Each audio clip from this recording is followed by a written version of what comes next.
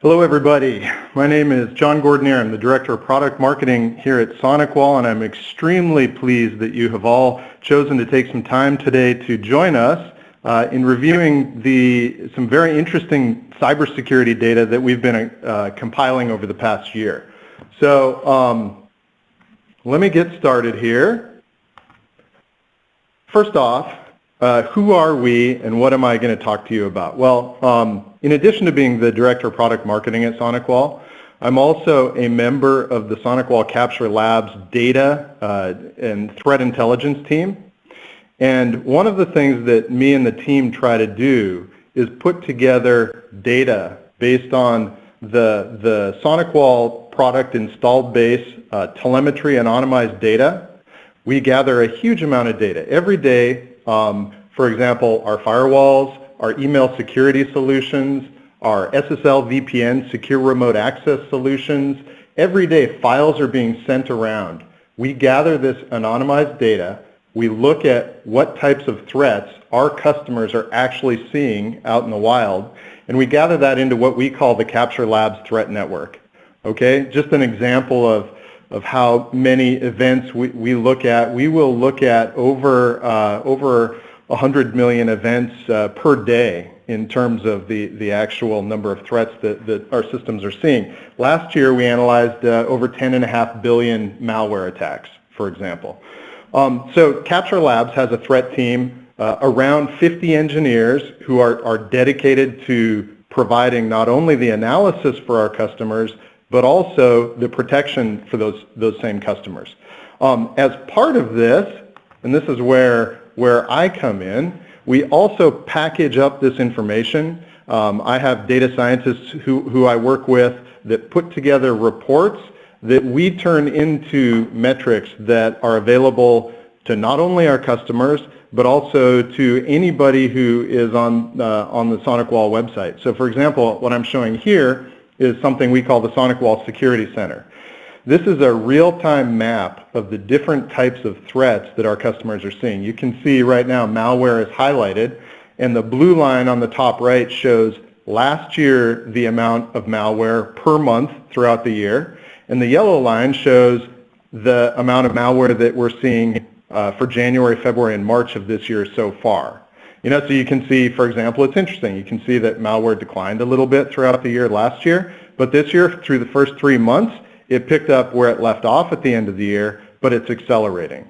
So we're still a little bit behind through March, but expect that gap to close, and we'll continue to watch this and monitor. You can go in here and you can look at malware, the intrusion prevention statistics, the email phishing and email spam statistics, web app firewall.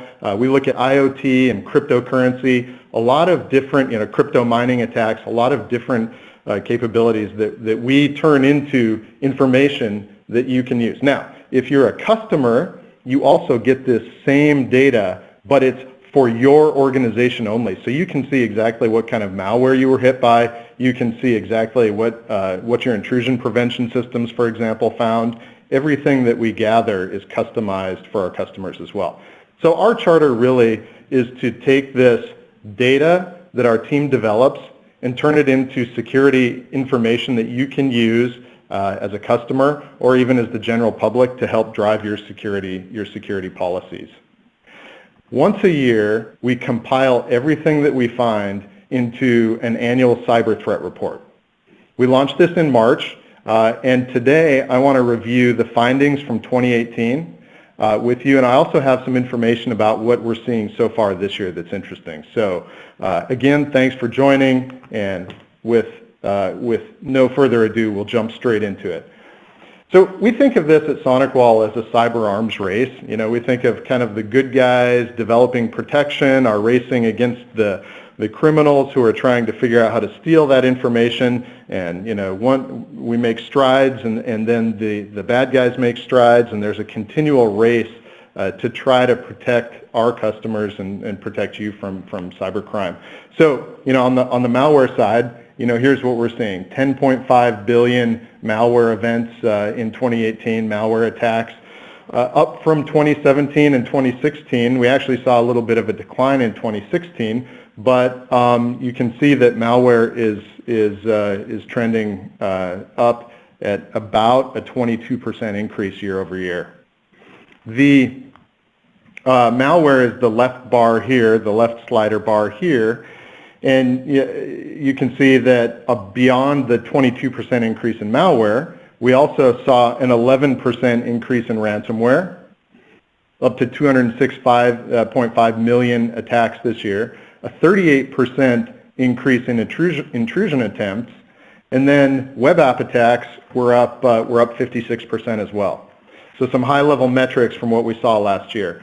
In terms of customer verticals, we're seeing that most, beyond business, which is kind of a generic term, healthcare and banking are the two top targets that we, not only we, this is actually industry data based on ITRC, but healthcare and banking followed by government, this tends to be the high dollar value and the high value targets. So very much if you're in this area, you're going to want to make sure you have the proper protections in place. And then we also take a geographic look. I'm only digging into malware here, but you can see that the vast majority of malware within the SonicWall installed base hits our U.S. customers. So 5 billion attacks of those 10.5 billion happened in the U.S. Interestingly, as you go kind of down the list, the U.S., China is second, and China is the only country of the major countries that we track that actually had a decline in malware last year, down 53% to around 600 million. So China, we would have to dig into that. They may have had a big 2017, and that's reflecting that. Okay, so now let's deep dive into the report and the findings of the report. Again, we view this as kind of a race. On the left, you see the security industry. On the right, you see the cyber criminal advances. So we categorize things based on where we see that we made progress on the left and where we see that the bad guys made progress on the right. If I dive into the advances, the first advance that we saw is that out of the major countries, if we just dig into ransomware was up in Germany in a pretty big way. Ransomware was up in the U.S. We had a global growth of 12%, but there were two countries who did a pretty good job of reducing ransomware.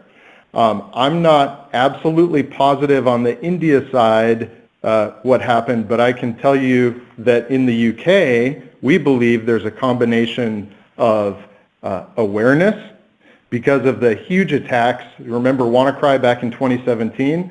National Health System in England was offline for 48 hours.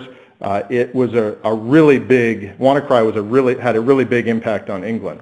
So we believe a couple of things happened in 2018 that allowed England to do a better job, or the UK to do a better job of limiting ransomware. We think that the organizations that were attacked upgraded their systems. We think people got smarter and clicked fewer ransomware types of files. So I think people were less likely to be attacked by ransomware in the UK last year.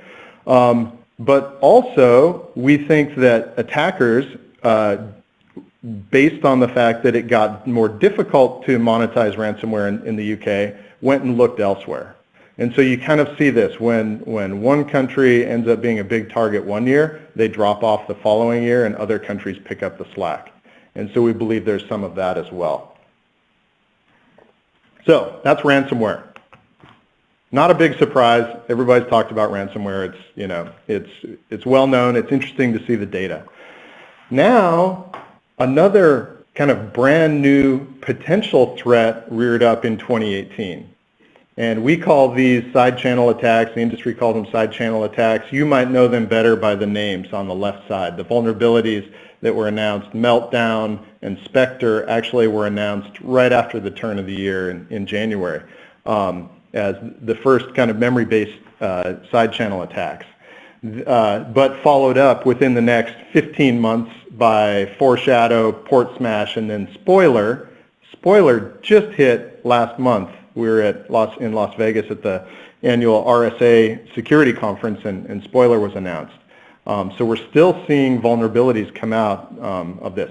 The center column here shows how we were able to provide protection and use this as a proxy for how the industry is able to use different types of technology to detect these very advanced types of threats that are hypothetical right now, but we're very concerned about. So before I talk about that middle column, let me tell you a little bit about what we do, because I need to define what real-time deep memory inspection is. I need to define for you how we actually found that stuff. So this is kind of our vision slide. We believe that we make products that allow people to automate their security. We don't want to have security administrators have to take action. You don't want a red flag that says, hey, we just got hit by this, you have to go clean it up. So we believe in automation, and we believe that things have to be as fast as possible, real-time breach detection and prevention. On the left, you see the products that we sell, basically. So our customers are going to have network security appliances, Wi-Fi, cloud, and SaaS, all of the different products that are out at the customer site. As they find unknown files, potentially malicious files, they're sending those into the capture threat network, where our capture researchers and the automated machine learning and deep learning algorithms are actually combing through those files to look for flags, to look for artifacts that might tag those as malware. If they find something that they can positively confirm using these automated tools, then we'll classify it as malware on the upper right there, and we'll block that. However, certain things go through the machine learning algorithms, and nothing's detected. That's on the lower right side. That's when it gets sent to the Cloud Capture Sandbox, our Capture ATP Sandbox, where we have 4 different techniques that we use to analyze unknown, potentially malicious files. First, hypervisor. Second, we set up we use emulation. We use virtualization, where we set up virtual environments, basically sandbox environments, and execute the files. But then if you look here at D, you see the new technology that I'm going to talk to you about. It's called real-time deep memory inspection. Okay? And this is a new technology that we released last year. Basically, we're scanning for security issues in memory. We're effectively setting up the ability to force malware to reveal itself in very short intervals of time. We can read forward through software and rewind back and look for the exact point in time where malware detonates. Okay? It's all being done in memory, which is very unique. And what this allows us to do is be much more effective at finding the new advanced threats. Okay? And I'm going to talk a couple of times about this, so I don't want to give you too much of a SonicWall pitch, but it's important to understand what we're doing here in terms of this technology. Now let's go back to this chart. The middle column shows you when our RTDMI, think machine learning and sandbox capability, was able to provide protection against the side channel attacks on the left. Again, all of these are kind of POCs, proof of concept, not the attacks. The exploits are not yet found in the wild. But we were able to basically provide protection against the meltdown POCs within a month. Spectre took about 5 months. So you can see there we had protection for that in June. But the good thing is, once we developed these protections on those two, Foreshadow leveraged the meltdown protection, Port Smash and Spoiler both leveraged the Spectre protection. So effectively, customers were protected immediately when the later side channel vulnerabilities were announced.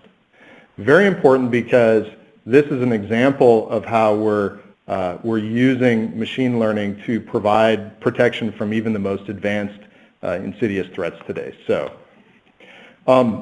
just last month, I guess 2 months ago, Google researchers published a note. We have one little quote here, but basically says Spectre's here to stay. the belief is that these side channel attacks are coming.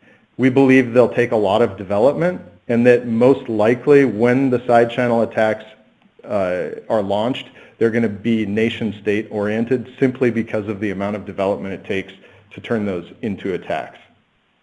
Okay? So machine learning is driving a huge increase in the number of, I'm calling this here never before seen variants. Think 0 day.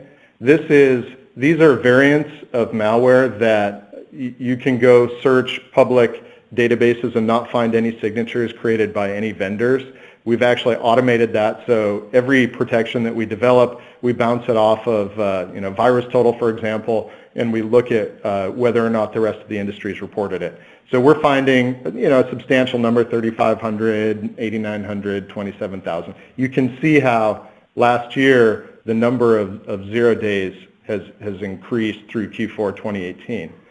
But what's fascinating is that in Q1, we saw the number of brand new threats that we've never seen before explode. So in Q1, you see we have 173,000 never before seen threats that have been identified. I can give you some inside information on this. We're actually going to do, we're involved in disclosing some information on certain parts of this 173,000, the 172.7 thousand that we found in Q1. And I can tell you that the vast majority of that is PDF-based attacks. I'm going to talk more about PDF in a few minutes, so I don't have to go into the details. But the 173,000, around 80% of that is PDF-based exploits. Of that, the vast majority are what I would call phishing-style scam PDFs, where people are asking for credit cards, people are asking for money. Think phishing, but using PDF as the vector, okay? So it's an actual file. The file has links that can either go to scam sites or malware download sites. Emotet is the most common malware that we saw in March. But the number of PDF attacks that we're seeing is just taking off. So watch for that. We're gonna do some work in the press around that in the very near future. So next up, this is actually kind of an interesting one: rise and fall of cryptojacking. So last year we saw 57.5 million cryptojacking attacks. So most of it is, we call it cryptojacking, but the signatures that we see are mostly CoinHive signature hits.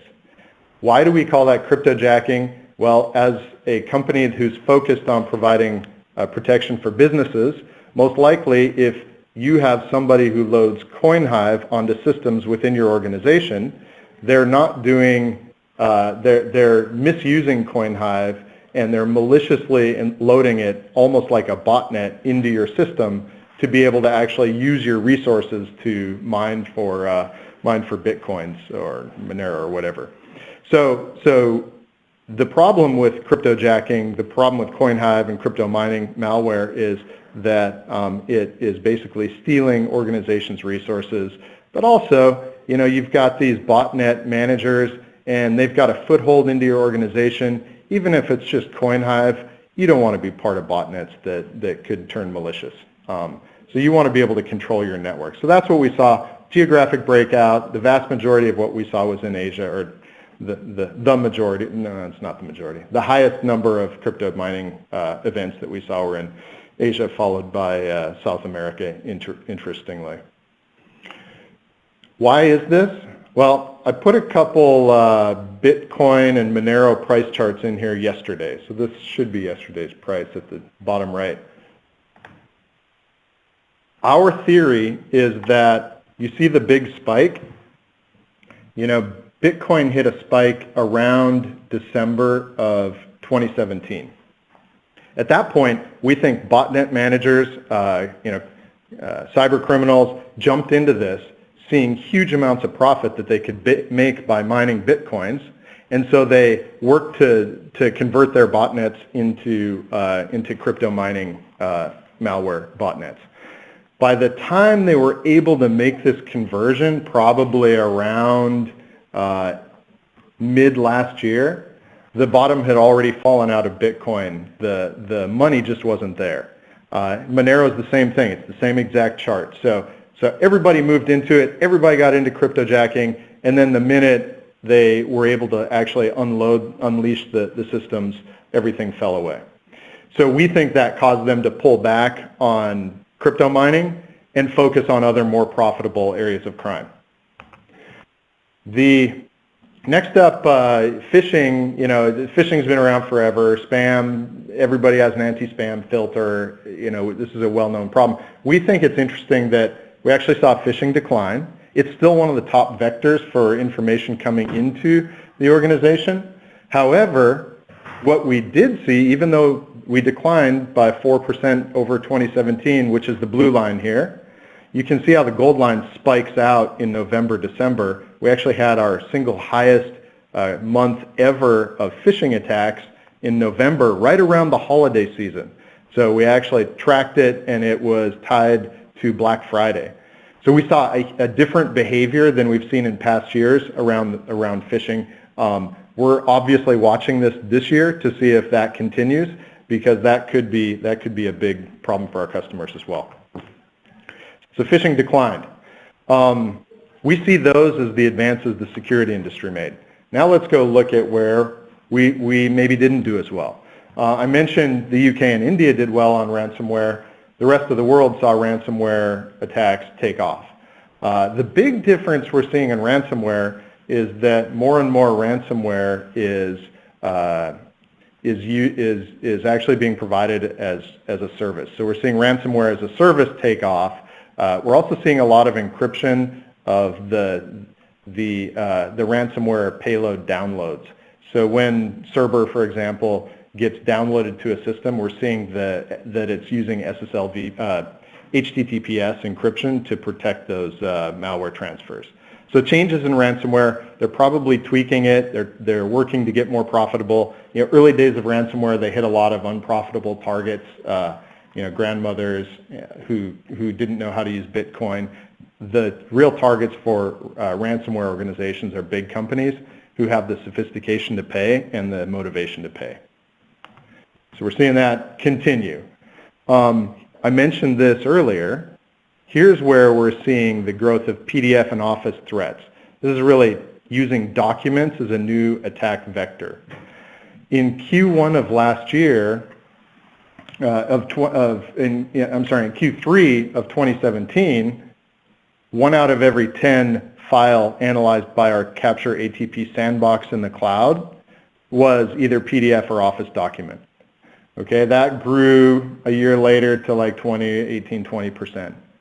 But now, towards the end of the year, in Q3, 33%, Q4, 34%, and now in this past quarter that ended March, we actually saw 4 out of every 10 files submitted to SonicWall cloud sandboxes were either PDF or Office documents. So why is this? Is this a real concern? Yeah, I think it is. A lot of people are really worried about this. Here's a Reddit post. People are concerned that PDF malware or PDF links to malware is going to become an issue. But why is it happening? We're all probably familiar with the fact that Flash was highly vulnerable and widely used in kind of the middle of the teens, 2015, 2016. Java had similar issues. That was probably the primary attack vector, is trying to take advantage of Flash. But vendor manufacturers got rid of Flash largely. Now you actually have to turn it on as an option in Chrome. I'm using Chrome right here if you want to use Flash. So it's basically gone as just using Flash as a vector for unsuspecting people. And that means that the criminals have had to look for other ways to deliver malware. It seems to us like PDF and different types of docs are becoming the preferred file attachment to send to people. People also became very wary of just clicking links in email. But generally, they trust PDF. I think people view PDF as almost an image. They don't view it as a file that could be turned into malware. And so we're seeing this attack shift happening, and we're seeing it happen pretty quickly. How are they using, how are the hackers weaponizing documents? Well, basically it's all about evasion. So you can see here we tore down an Emotet example, an Emotet malware campaign. And basically a PDF is sent to an unsuspecting user. Within the PDF there's a link to a Word doc which gets downloaded. From the Word doc there's a link to download different scripts, and that may happen multiple times. And finally the scripts call the malware. And the malware, by the way, with Emotet comes in using encryption. So this is a very difficult chain to detect by standard security solutions because of the number of steps and the number of actions that often can be user initiated. This becomes very difficult. So look for PDF and Office docs to really become a security topic in the near future. The next advance on the criminal side is non-standard ports being used more and more for malware attacks. So we saw last year, 2018, 19% of all malware attacks actually used non-standard ports. So that was up 9% from the previous year. And what is a non-standard port? What's it mean? Well, basically, you've got your standard ports. You've got your port 80, your port 443 for HTTPS. Those are probably the two most commonly used ports. But then there's other SSH, RDP. What I'm showing here is a standard. I would call this standard URL, because basically, if you don't have any type of an addendum, then it's using your standard port. Here's what a link looks like with a non-standard port. So here we have a custom application. We're using 4443. Basically, it's been coded that way. There are reasons that people want to do this. So we're not saying it's necessarily something the industry needs to stop. But the problem is, here's a screenshot from NSS Labs. NSS Labs is one of the biggest independent firewall test vendors. Actually, all kinds of security products, IT products, but basically they publish a next-gen firewall report every year. These are the results from that report. The very bottom line, it's a little tough to read, but it actually says attacks on non-standard ports, and the top is all the vendors. So you can see that about half of the vendors tested last year by NSS Labs failed to detect attacks on non-standard ports. So if this can be not supported, or it may take extra configuration. So you might want to go back and ask your IT team if they've looked into this and make sure that they have their firewalls properly configured, because we're now seeing that 1 out of every 5 attacks is coming in using non-standard ports. So something to be aware of. Next up, IoT. So in 2018, we saw pretty dramatic growth of IoT attacks. So the blue line along the bottom here on the right is 2017. The gold line with the big spikes is 2018. So we're seeing the number of IoT attacks really take off. We had a 217% increase over 2017. IoT, IoT devices can be difficult to protect. A lot of Gen 1 IoT devices don't have user upgradable firmware, so you probably want to make sure that you have some type of an IoT gateway that can manage security policies. You want to make sure you use encryption. Make sure that your IoT infrastructure is secure, because it is becoming a target, and we need to watch that. And then for years now, we've been tracking the growth of encrypted traffic. In 2012, Facebook went to all HTTPS encryption for all of their pages. Since then, other vendors have also jumped in. We now, through 2018, saw 72% of the connections that came into the global SonicWall customer installed base. 72% of those were HTTPS. So more and more web pages are using TLS encryption. But what we're also seeing is that the number of attacks that are using the same exact TLS encryption is increasing. So gold line again is this year, blue line's last year. We did have a few big spikes last year, but generally we saw a 27% year-over-year increase in the number of encrypted, in the number of malware attacks that used HTTPS to obfuscate or cloak the download of the malware payload. So make sure that your security systems are set up for SSL inspection. You want to make sure you're checking all those HTTPS sites coming in. Okay, so let me recap the findings. So first up, UK, India, hardened against ransomware, did a good job. We had a lot of memory threats, the side channel attacks, but the good news is that the industry is really on top of it. Look for a vendor who's using a lot of machine learning, because machine learning allows us, and I gave you an example of what we're doing, but it allows us to effectively deal with all of these new types of attacks in multiple cases. We saw a rise of cryptojacking, but we also saw a fall of cryptojacking. So kind of that one's relatively easy to protect against. So make sure you're protected against crypto mining malware. We saw phishing down. And then on the other side, we saw ransom continue to grow, although at a slower pace than past years. We saw the number of PDFs and Office documents take off in terms of using that as an attack vector. We saw non-standard ports be used more and more. 1 out of every 5 attacks used non-standard ports last year.